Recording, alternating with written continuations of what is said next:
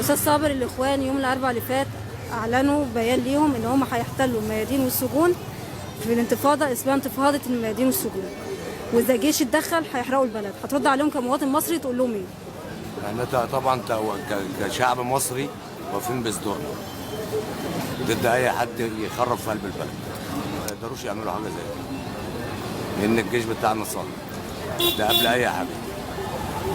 طول ما الشعب متماسك مع بعض ومسلم ومسيحي، لا اخوان ولا حتى الجن نزل ولا تركيا ولا قطر ولا عفاريت الجر. الشعب المصري شعب جبار. اخوان ايه وخرا ايه؟ بلاش قرف. جابوا الفقر للبلد، السنه اللي مسكوها جابوا الفقر للبلد. اللي بيحصل عامة في البلد ده كله مش هيستفادوا بيه بحاجة. مش هيعملوا حاجة ولا هم هيعملوا حاجة. النهارده في بلد، النهارده دلوقتي مسك البلد مسكها السيسي، دلوقتي السيسي دلوقتي هو اللي يعني بمعنى صح لا يمكن الاخوان هتعمل اي حاجة طول ما السيسي موجود. الجماعة دولت عاملين قلق في البلد، في المترو، في الشارع.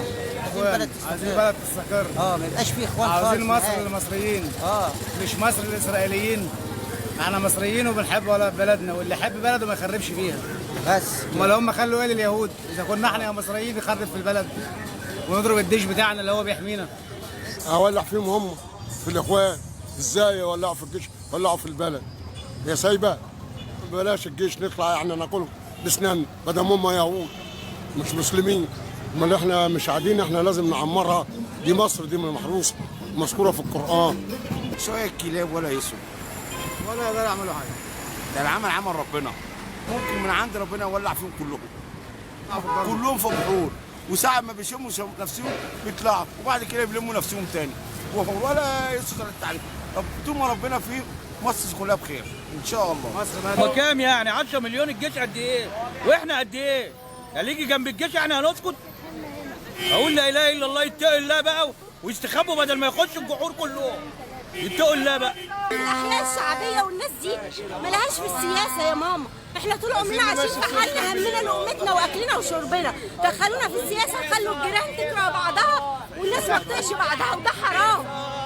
ده حرام، ما حدش له دعوه بالسياسه يا جماعه. خلينا ناس نحب بعض ونبقى كويسين مع بعض. كلنا بنقول لا اله الا الله، حتى المسيحي الاسلام وصانا عليه وكلمنا عليه كويس. ليه بنكره بعض؟ ليه بقى عداوه؟ اي حد يتكلم في الدين يبقى شيطان ويبقى مجرم ويبقى اخواني.